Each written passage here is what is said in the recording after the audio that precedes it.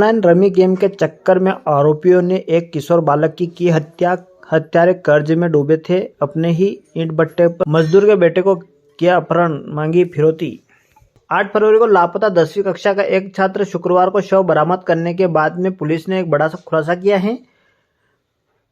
सुवासरा थाना क्षेत्र के गुराड़िया प्रताप गांव का रहने वाला विजय प्रजापति 8 फरवरी से लापता था। पुलिस ने 15 साल के किशोर विजय प्रजापति के बोरे में बंद लाश जंगल में बरामद हुई। पुलिस ने इसका खुलासा किया है। वहीं पूरे मामले को लेकर परिजनों ने सुवासरा नगर में धरना प्रदर्शन भी किया। साथ ही आरोपियों घर बुलडोजर चलाने सहित आर्थिक सहायता की भी मांग की थी। वहीं पूरे मामले में पुलिस ने खुलासा करते हुए विजय की हत्या ईंट भट्टे के मालिक शुभम प्रजापति और उसके चचेरे भाई अजय प्रजापति ने मिलकर की है।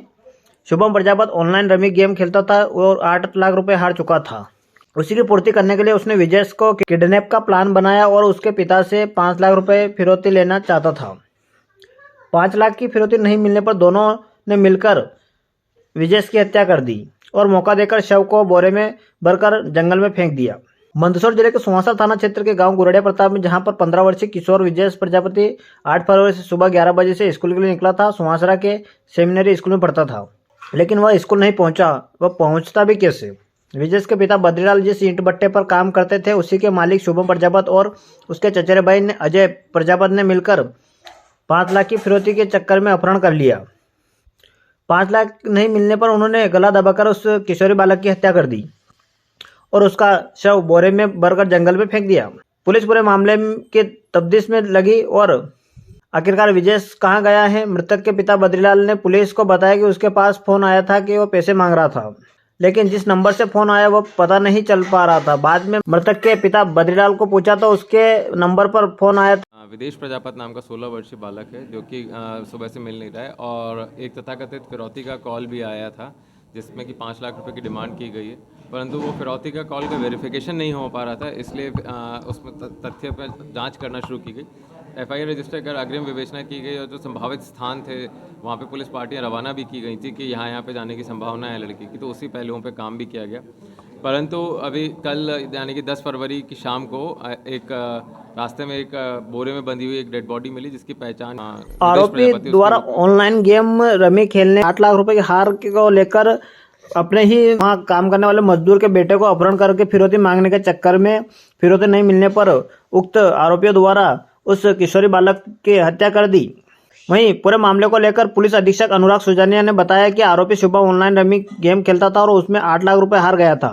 इसी पूर्ति करने के लिए उसने ब्रिजेश का अपहरण कर कहानी बनाई और ब्रिजेश का अपहरण कर लिया गया है और 5 लाख की मांग की। पुलिस ने दोनों आरोपियों को गिरफ्तार कर लिया है। अब आगे की विवेचना भी जारी है।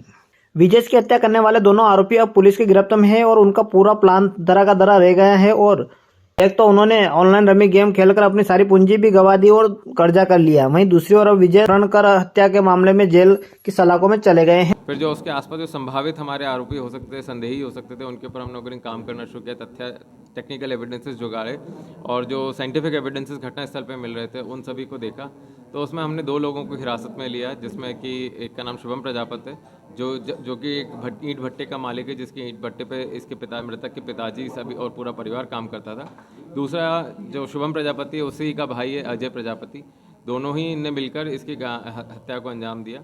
जब इसमें इसकी पूरी कहानी को समझने का प्रयास किया गया, इनसे इंटरोगेशन की गई कि क्यों ऐसी घटना को अंजाम दिया, तो उसमें ये तथ्य निकल के आया कि शुभम प्रजापति को ऑनलाइन गेमिंग की काफ़ी लत थी। ऑनलाइन रमी और इस तरीके के कई सारे प्लेटफॉर्म्स पे वो खेलता था, जिसमें उसको काफ़ी नुकसान हो चुका था। उसको काफ़ी सारी उधारी भी चुकानी थी। इसको शुभम प्रजापति को ये ज्ञात था कि जो बद्री प्रजापति हैं, मृतक के पिता हैं, इनके पास एक 4 बीघा ज़मीन है, जिसको कई बार वो गिरवी रख के इनको पैसे देने के लिए प्रेरित कर चुका है, परंतु इन्होंने मना कर दिया था कि हमें इसकी आवश्यकता नहीं है, इसलिए उन्होंने इस प्रकार के कोई भी नहीं किया। उसे उम्मीद थी कि अगर बेटे को किडनैप करेंगे तो इस ज़मीन को गिरवी रखवा के वो अपने ही लेवल पे इसको निपटारा करवा लेगा।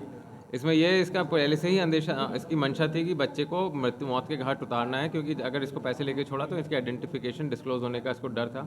तो इन्होंने जैसे ही तुरंत बच्चे को अपने घर बुलाया किसी काम के बहाने, या सुबह 8 तारीख को सुबह, उसके तुरंत ही देर में इसकी हत्या कर दी थी और बॉडी वहीं रखी हुई थी।